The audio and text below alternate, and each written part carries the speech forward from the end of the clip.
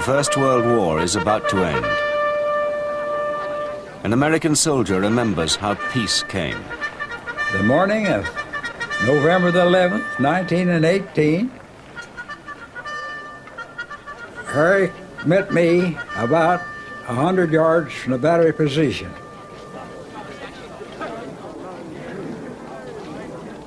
He says, "Looky here, McKinley." He had a piece of white paper just about as big as your hand. It says, "Cease firing on all fronts. 11-11-11, General John J. Pershing." And I thought that was the prettiest piece of paper I ever saw.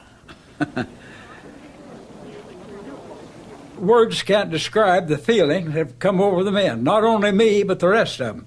One minute we was killing people, and then the world was at peace first time in 4 years. It seemed like 5 minutes, and directly one old boy says, "When'll we go home?"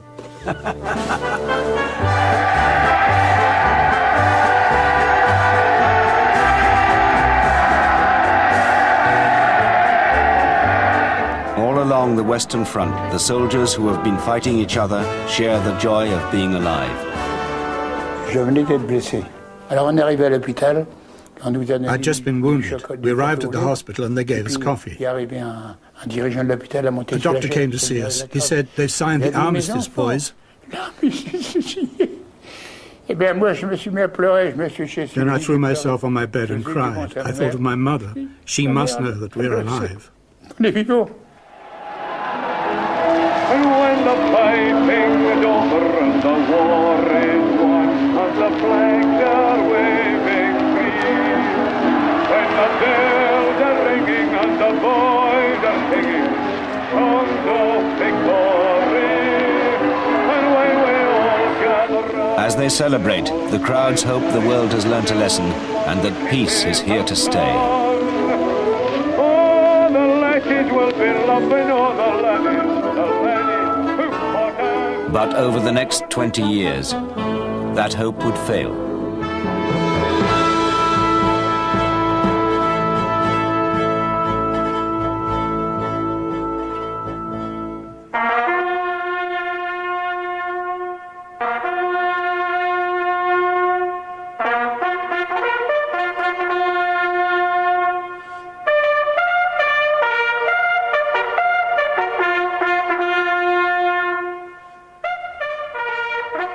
The war had bathed the new century in blood.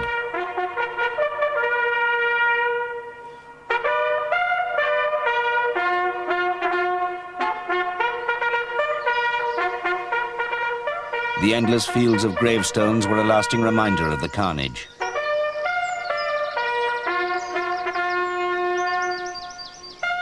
Nine million had been killed by tactics in which commanders threw life away cheaply for a few yards of ground.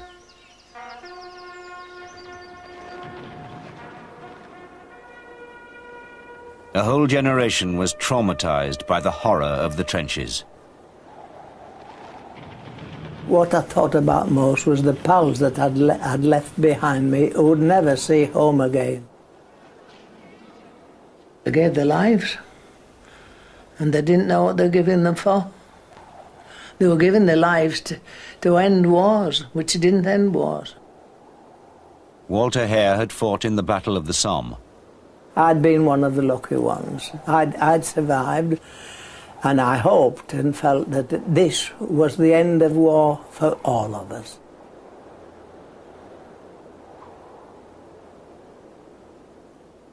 I was thankful that I was at home. I was thankful that my brother had survived too, and I was thankful that none of my people had suffered because of the war. But I felt sorry for all those people who had, and especially those people in our village who had lost some of their lads. He was 20, with his life still before him.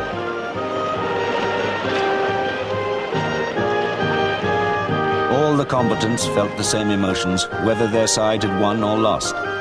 In Munich, Karl Nagel watched as the German troops came back.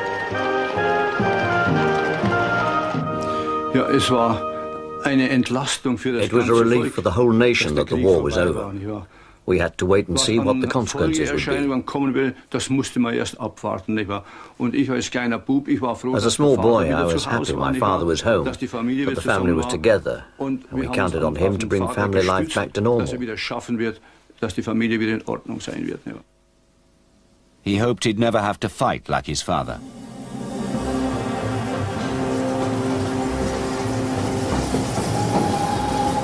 The world's hopes of a lasting peace were focused on one man. When President Woodrow Wilson arrived for the peace conference to be held in Paris, he was hailed like a new messiah. He had taken America into the war in 1917, given new hope to the exhausted British and French armies, and ensured an Allied victory.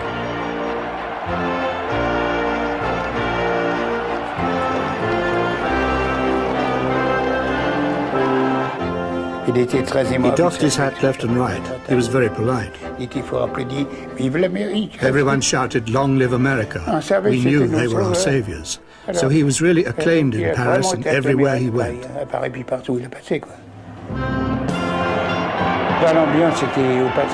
The atmosphere was one of high patriotism because we'd won the war.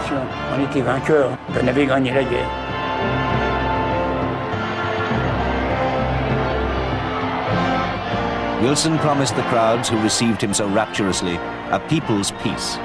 By this he meant a peace based on his own high principles, a lenient peace that would last and be fair to all.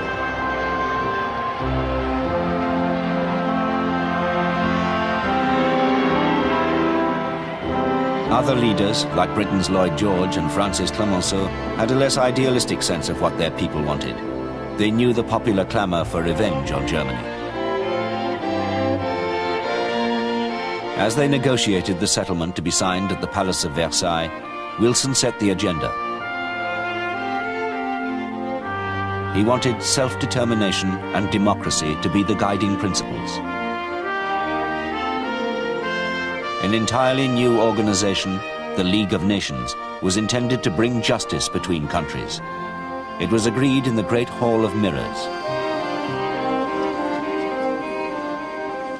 But to ensure Germany could never threaten her security again, France insisted that the Germans be handicapped by having to pay the full cost of the war in reparations. German representatives were summoned. With no chance to negotiate, they were forced to accept their guilt and sign a punitive settlement.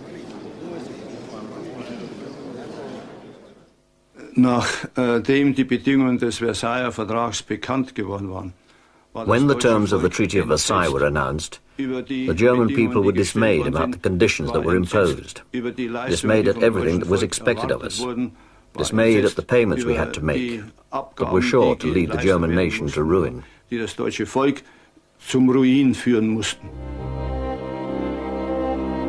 The treaty, setting up the League of Nations, scheduling war reparations, redrawing frontiers, was meant to prevent war ever happening again. But few who welcomed the settlement at the time wanted to acknowledge the problems it was storing up for the future. For the moment, the anger of the Germans could be ignored by the victors, but German resentment would grow. The Russians had no part in the treaty. The new communist regime was still unrecognized. And the main architect of the peace, Wilson, was soon to find that many Americans at home wanted nothing to do with his League of Nations. They'd sent 2 million of their sons to sort out Europe's problems, and the sooner they came back, the better.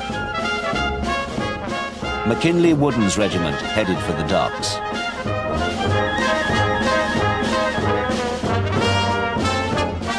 When we left St. Nazaire, we was all tickled to be on the boat headed for home.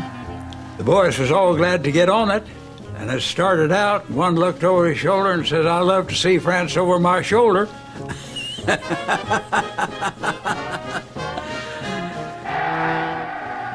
We bid Europe goodbye. We didn't think we'd ever have to be back.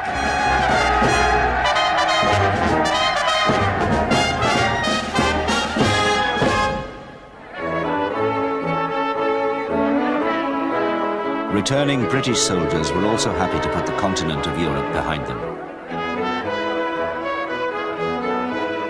Walter Hare came home to Yorkshire. The villagers, after we'd been home, a week or two I think it was, they arranged for a coming home party for the lads. It was nice, very happy, we had a good meal and a lot of sing-song and sort of a get-together. Some of us were courting with our girlfriends again and quite a happy do. Europe was transformed after Versailles. Up to 1918, Germany had dominated Northern Europe from Berlin, and the Austro-Hungarian Empire extended from Vienna. Now Germany was much smaller, and the Austro-Hungarian Empire was broken up. The 1920s were a springtime of nations, as 3 empires disappeared and 9 new countries came into being, each with its own pride.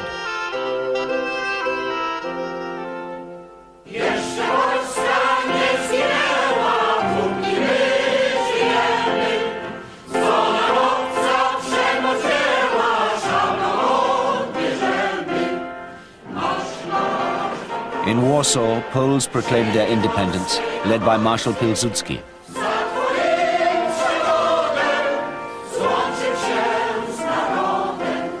The Polish people's re-emergence in an independent nation was a triumph for nationalist longing and the fulfillment of a dream.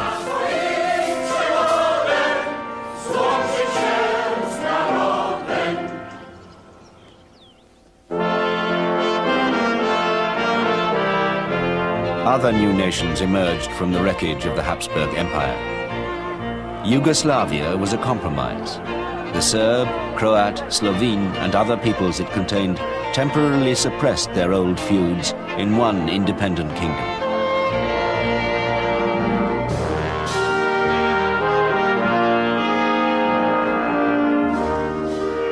A Republic of Czechoslovakia was proclaimed in Prague. Up to then, the Czechs had been subjects of Austro-Hungary.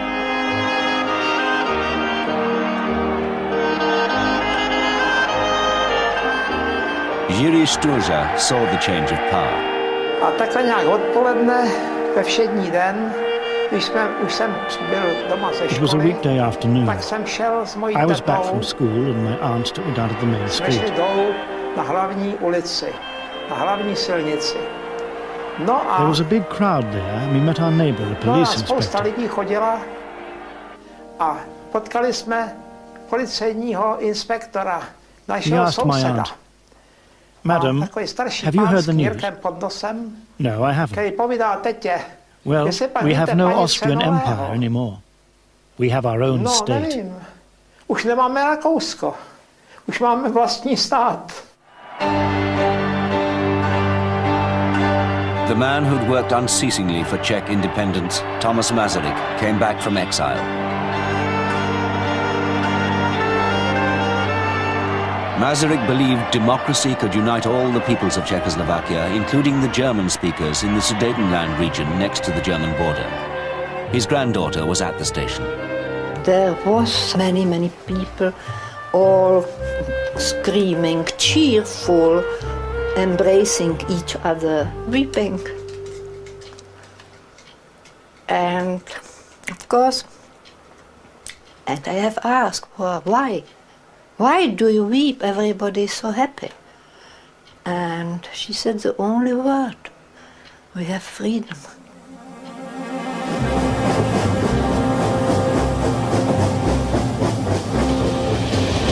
The new nations hoped to protect their fragile freedom through the international body that met for the first time in 1920.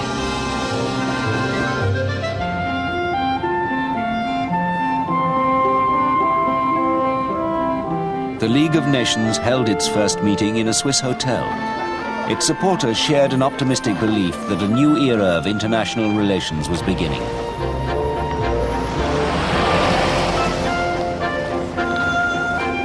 They were undeterred by the fact that the Americans weren't there, Congress had refused to join, and that the Russians and the Germans weren't members either.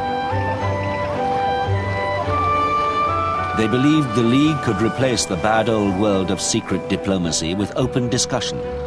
Public opinion would always be listened to. Weak countries would have a voice as well as the strong. Poland's Prime Minister, the pianist Paderewski, called it the dawn of a new order. The League tried to build up popular support for its work. Jennifer Hart campaigned for the idea in Britain. My role in the League of Nations Union was to try and get members of the public to understand the ideas behind the League, especially that it was a totally new thing, especially this concept of one was concerned if nation A was attacking nation B, you couldn't just stand on the sidelines, and to get public opinion to bring pressure on government to use the machinery of the League. So one didn't go around looking for faults in the government or weaknesses, so much as saying, look, it's a wonderful new construction, and it could be made to work if people really wanted to make it work.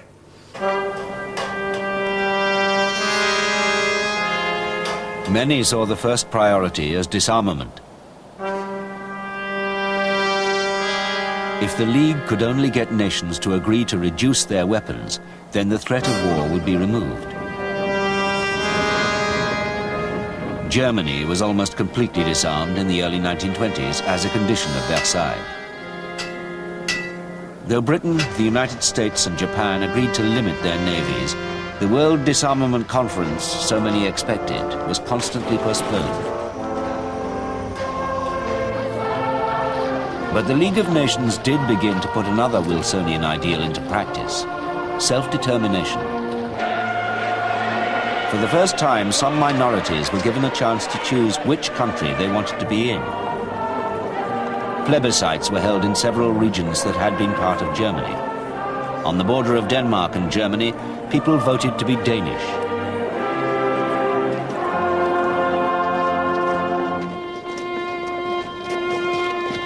But for each winner, there were losers. Each result created a new wave of refugees. Though they'd won their plebiscite, German speakers on part of the new Polish-German border were driven from their homes, and the Poles took the territory anyway.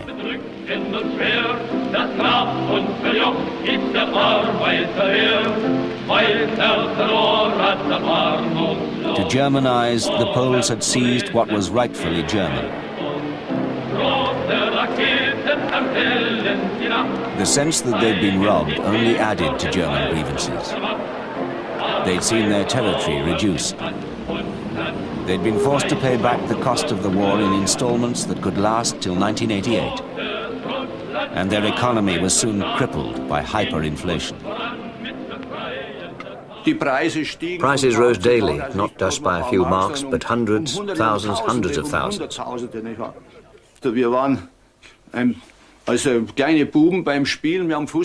We were playing football and one of my friends said, "I'm going to the shop to buy a couple of rolls." He had a 500,000 mark note on it.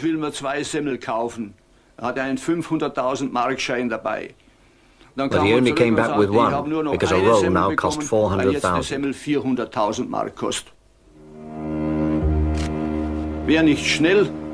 If you couldn't spend the little money you had on food quickly, you went hungry.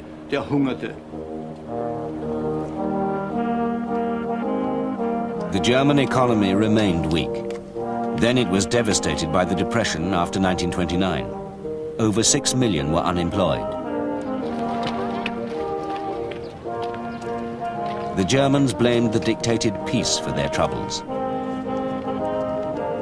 I'm afraid I didn't feel any pity for them, because it was the people of the German people had started the war, so they deserved to suffer.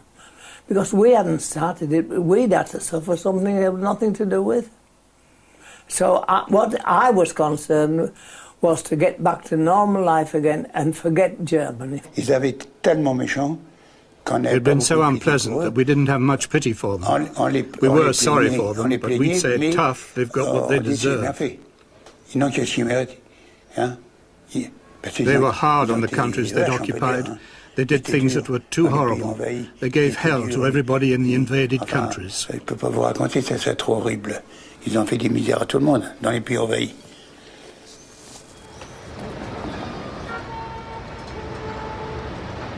For the French, like the British, forgiving had little place in the public mood of the time.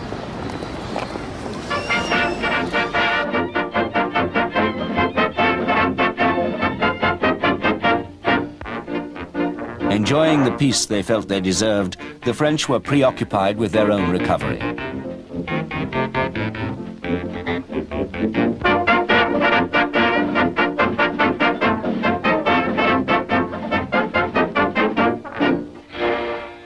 Post-war Paris, with big bands like Gregor and his Grégoriens, had a spirit of its own.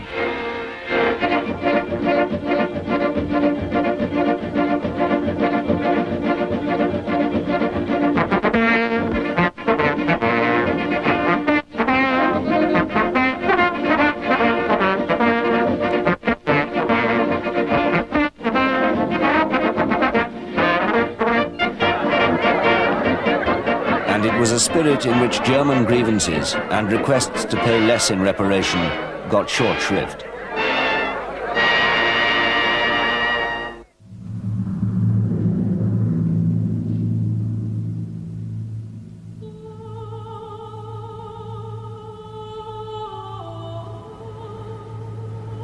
When great new memorials to the dead were completed 10 years after the war, people were reminded of the slaughter.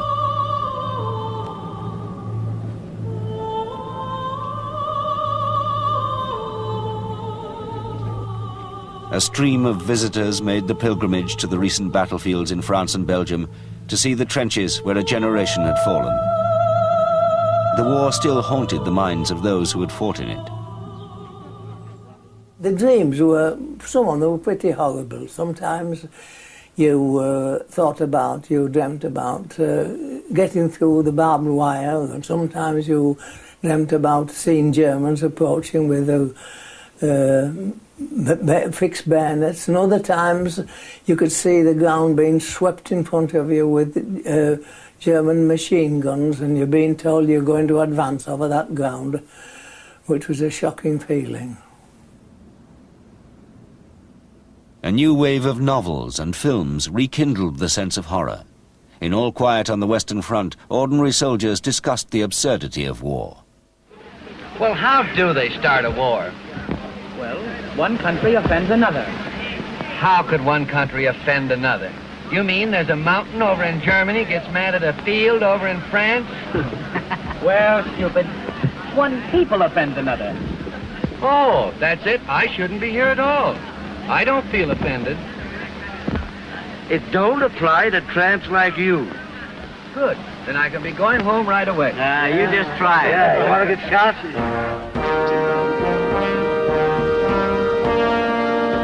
The anti-war films increased public impatience for disarmament. When the League of Nations finally arranged the World Disarmament Conference for 1932, expectations rose. And we are going to go to Geneva to get the nations of the world to join in and reduce this enormous, disgraceful burden of armaments which we are now bearing from one end of the world to the other.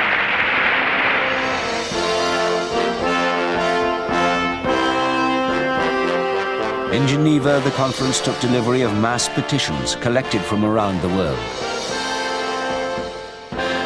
The millions of signatures were designed to put pressure on governments and show how people expected them to banish war. I went to one of the opening sessions of the conference when people came from all over the world petitioning for disarmament, and it was meant to be a tremendous moment.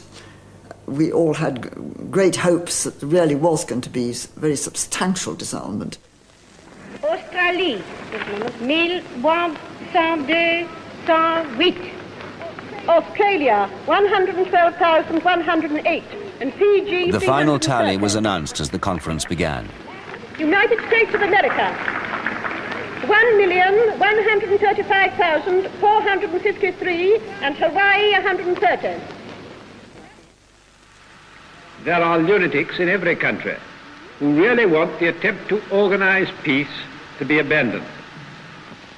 No one doubts that disarmament is possible, but the common man wants to know whether the governments with great military, naval and air forces are really in earnest in their desire for peace.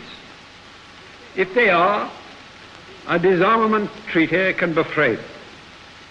And if it is accepted, the whole international atmosphere will change as if by magic. But international idealism clashed with old-style national self-interest. Arriving in New York, Poland's former Prime Minister Paderewski explained the problem.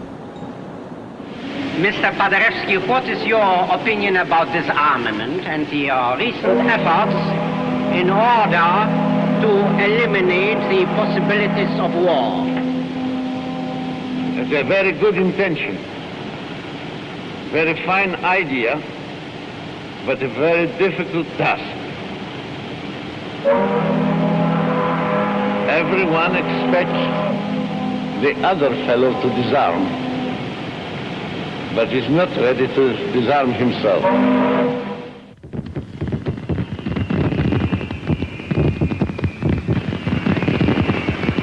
The trust in what democracy and reason might do was increasingly shaken.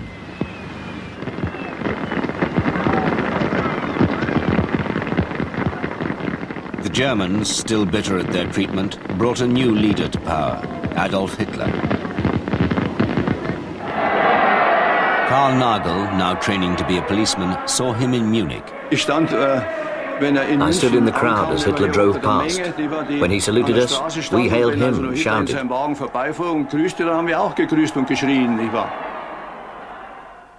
Hitler tried to remove the burdens that the Treaty of Versailles had imposed on Germany. Hitler promised work and bread for all Germans. He promised to eliminate the high unemployment. He promised to make Germany a nation that could show its face in Europe.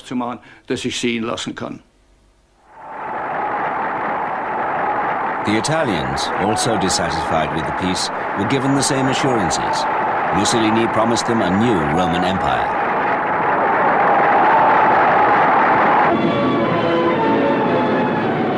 Millions of Italians rejoiced in the seeming miracle of fascism.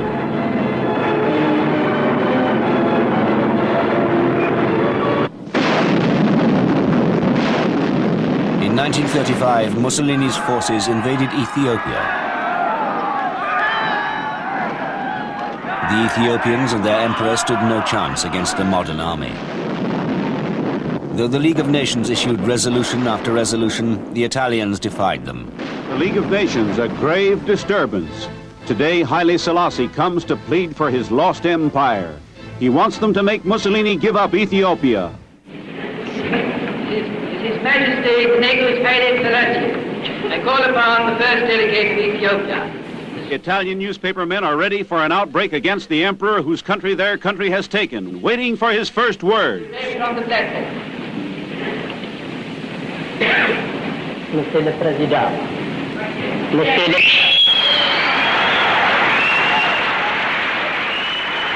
Trying to quell the disturbance, lights turned out. The disturbers ejected, arrested, and he is able to make his appeal. የሚገባውንም ትክክለኛ ፍርድ ለመጠየቅ ዛሬ በዚህ ቀርቤያለሁ። ምክንያቱም ወታደሮቹ ቦምቡ በወደቀ ጊዜ ጋዙን ነፋስ እስኪወስደው ድረስ መበታተኑን ስላወቁበት ነው። But the League lacked the will to help the emperor.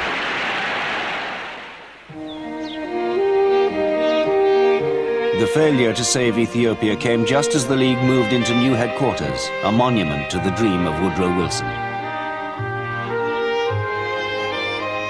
The magnificent building was said to be specially designed for peacemaking. But in the meantime, the League had been defied by Mussolini's invasion of Ethiopia, as well as Japan's seizure of Manchuria. America still wasn't a member. Germany had been admitted, but Hitler had taken it out again.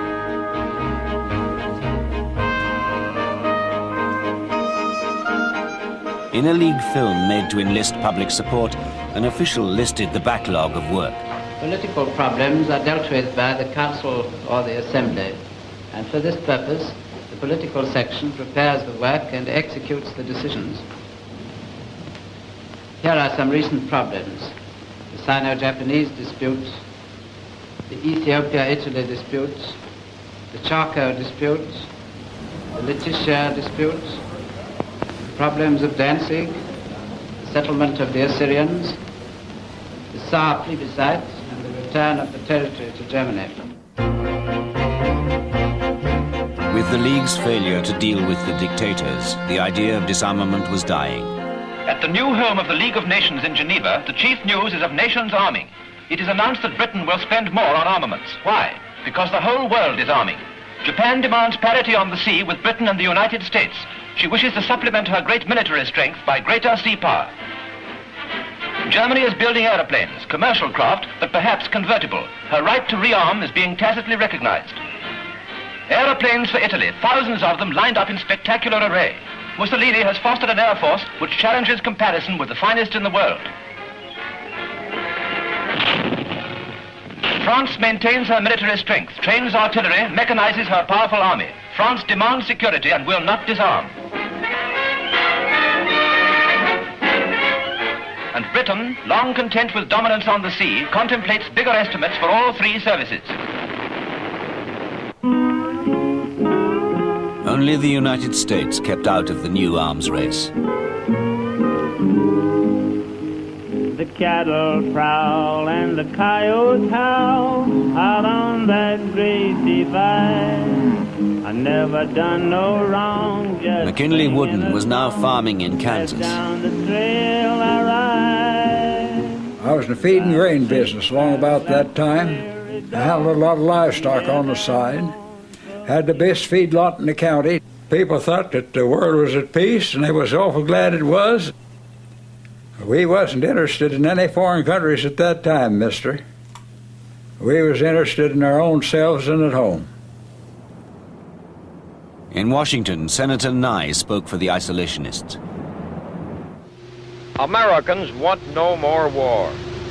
Most of all, they want no more participation in foreign wars. If another European war is to come, it is not going to be a simple matter for America to stay out of it. American commercial interests, selfish and greedy, sensing the opportunity for profit from war, would do as they have done in the past, if left to pursue their own course.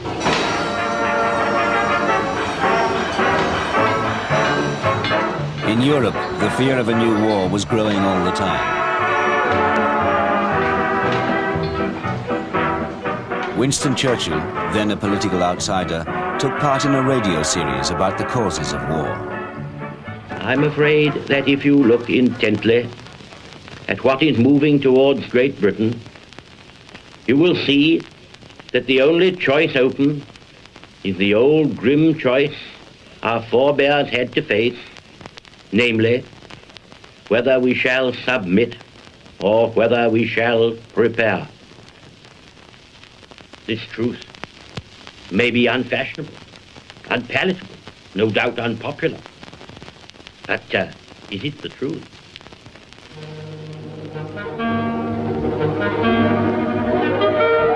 Others still clung on to the ideal of collective security through the League of Nations.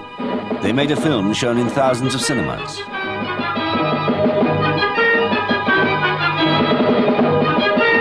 £2,000 million a year spent on arms. I'd fight tomorrow if I thought a war would end war, but that's what they told my father in 1914, and we're no better off now. When there's a quarrel between two people, the police are called in to settle it.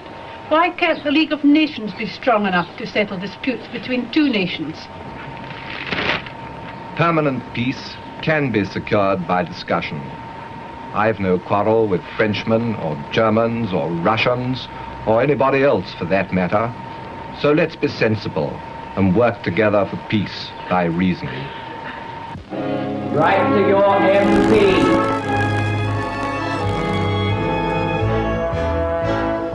Pacifists took a more extreme position. They renounced war altogether. In 1936, the Peace Pledge Union appealed to people to sign declarations not to take part in war. Donald Soper was a campaigner.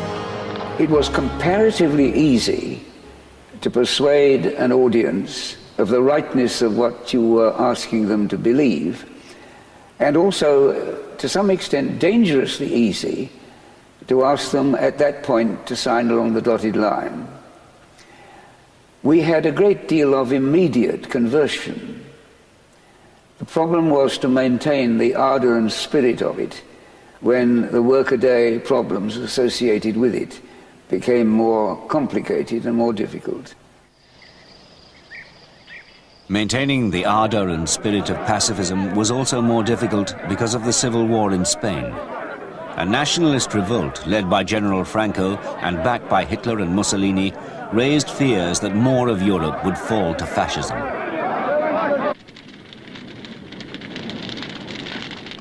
The rebels made a ruthless assault on the democratically elected Republican government. The loss of life convinced many outside Spain they had to make a stand.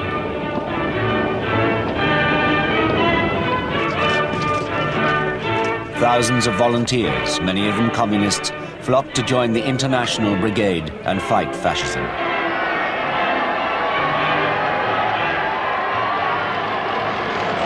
But by now it was Hitler who was emerging as the greatest threat to peace. He was starting to redraw the map.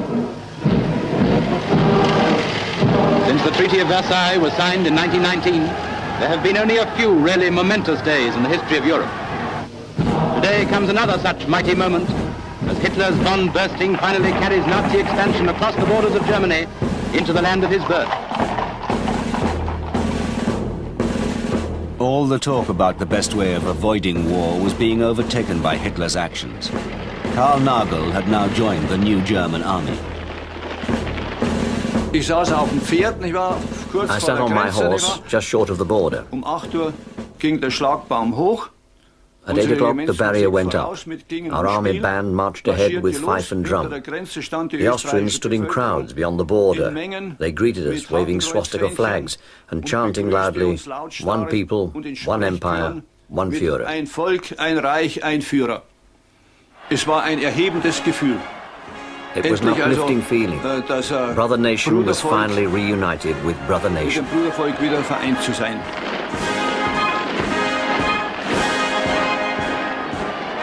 Though the union was expressly forbidden by Versailles, the British and French did nothing.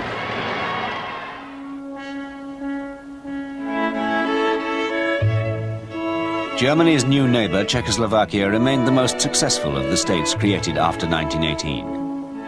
With a democratic government, it was a true child of the Treaty of Versailles, endeavoring to unite Czechs, Slovaks, and its German speakers under one flag.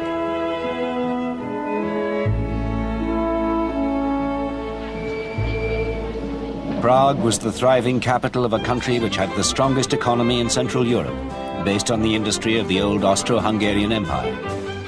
But Czechs felt increasingly threatened.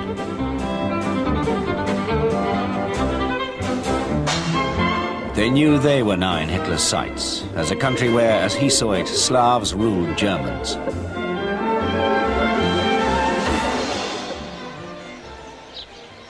When Hitler said that the German-speaking Sudetenland should be part of Germany again, the Czechs were defiant. Lidi na lidi jsou jako saně, člověk na člověka jako kat. Podívejte se na ně, musíte naříkat. Obrdo pidi mužíka mydlí, domnívaje se, že vyhraje. Klidně seďme na židli, čtěme Bibli, tam to všechno je. Samuelova kniha nám povídá, jak na Žida přišla veliká bída, jak ti bíni filištíni válku vůbec nebyli, až potkali Davida. David šel do války, volky nevolky, velké dálky nesl bratům. With their large army, the Czechs prepared to defend themselves against a German attack. Hej, hej, kam se válej, ty jsou malej. Troops took up positions along the border with Germany.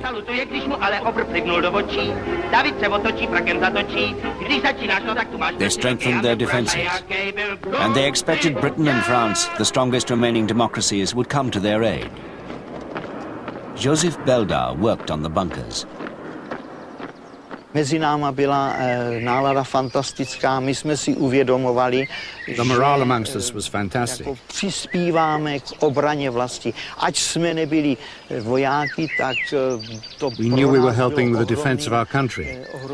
Even though we weren't soldiers, we were very proud we were able to do our bit to defend our homeland. Umožněno k té obraně vlasti přispět. The League of Nations was now shown to be irrelevant. Britain and France decided to sort out the problem with Germany and make a deal. Britain's Prime Minister made several visits to see Hitler. The British crowds rejoiced when Chamberlain came back from Munich. They believed what everyone wanted to believe, that by giving in to Hitler and allowing him to have the Sudetenland, peace had been secured. So our Prime Minister has come back from his third and greatest journey, and he said that the settlement of the Czechoslovakian problem, which has now been achieved, is, in my view, only the prelude to a larger settlement in which all Europe may find peace. This morning, I had another talk with the German Chancellor, Herr Hitler. And here is the paper which bears his name upon it as well as mine.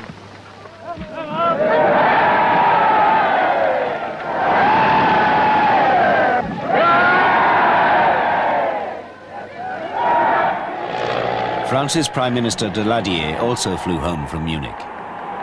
He thought the settlement was a prelude to war, not peace, and that Hitler would not be satisfied. Etienne Crouchanel was with him.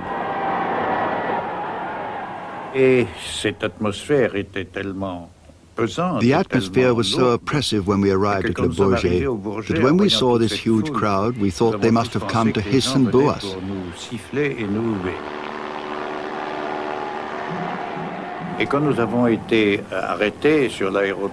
When we stopped on the runway, instead of the hissing and booing we were expecting, there was a sea of applause and enthusiasm to greet us.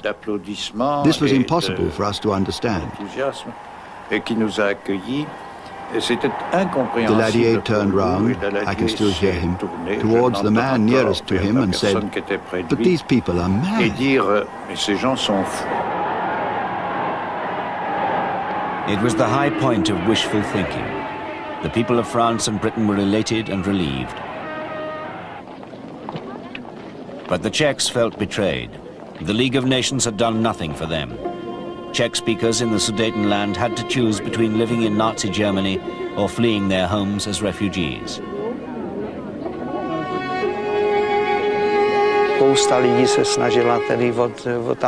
Many people were leaving, and they were terribly distressed because they had no idea what was going to happen to them.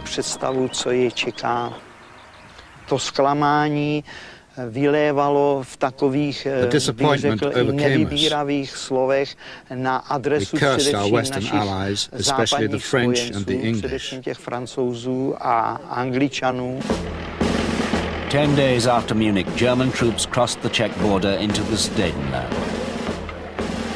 Once more, Karl Nagel's regiment was there.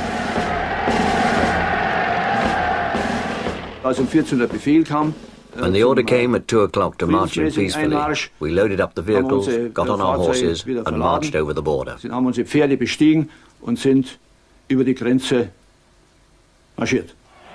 The Sudeten Germans had already hurried to the border. They welcomed us with joy and with tears in their eyes.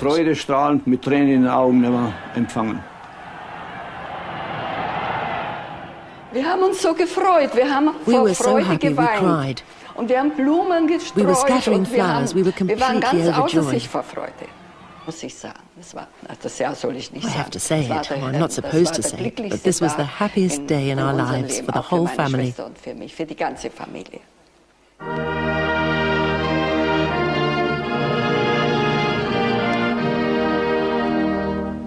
That autumn, the Czechs celebrated the anniversary of their independence with a sense of foreboding. 20 years after the birth of the country and the creation of the League of Nations, their exercise in self-determination was doomed. In March 1939, the Germans invaded the rest of Czechoslovakia and occupied Prague. Jiří Sturza, who'd seen the Austrians leave in 1918, saw the Germans arrive. My uncle came to us that morning and said, "Those bastards marched into Prague. Prague is occupied by the German army."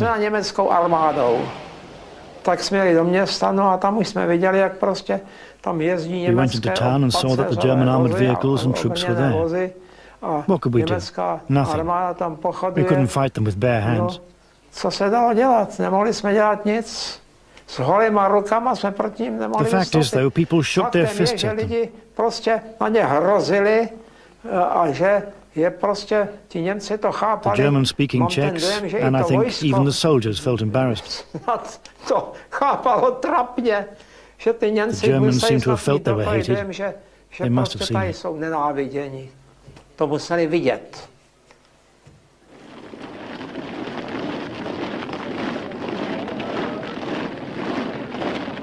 As we rode through Czechoslovakia, they threatened us. They clenched their fists. We didn't understand what they said, but they made it quite clear they didn't want us.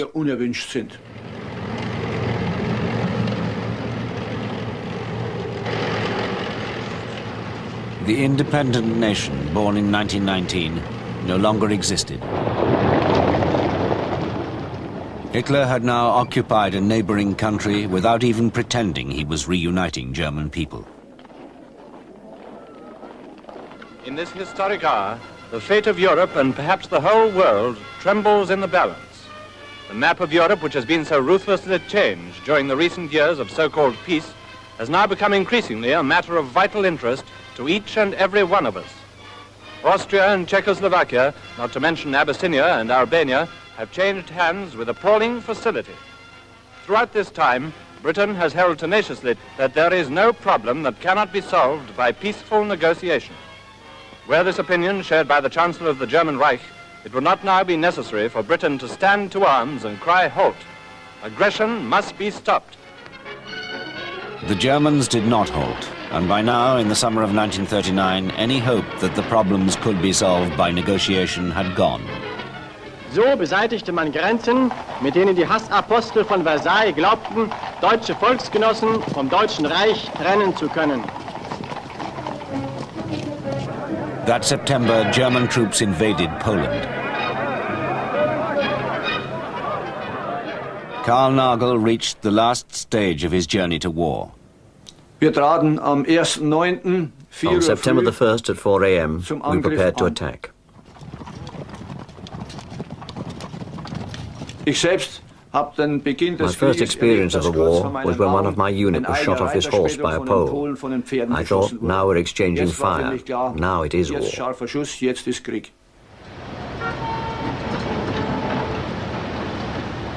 When news of the war in Europe reached the United States, most Americans still felt it was no concern of theirs. I haven't the slightest idea of European affairs. Let Europe fight her own battles. Another war, not for me. This time America should keep out, and I know I will. And another American president had to decide if the United States would get involved. I have said not once but many times that I have seen war and that I hate war. I say that again and again. I hope the United States will keep out of this war. I believe that it will. And I give you assurance and reassurance that every effort of your government will be directed toward that end. As long as it remains within my power to prevent, there will be no blackout of peace in the United States. That autumn, all over Europe, young men were going into the army. These men of 20 and 21 received their calling up notices before the declaration of war. But they're a fine body of men, ready and willing to play their part in the hard job that lies ahead. And their first experience of the army is to receive a whole lot of kit and a perfectly beautiful haircut.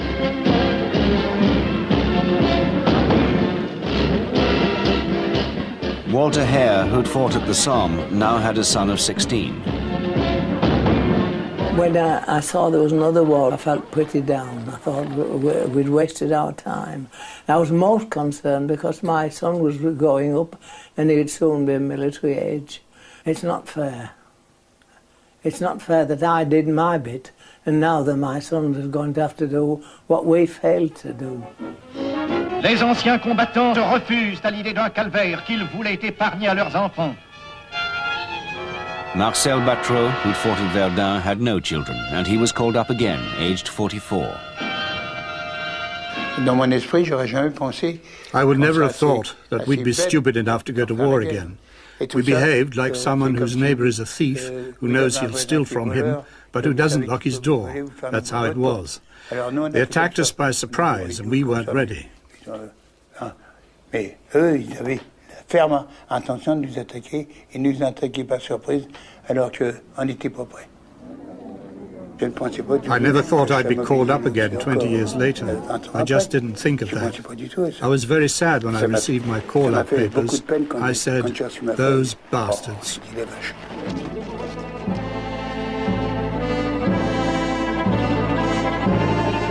The new international organization designed to ensure there would be no more wars had failed.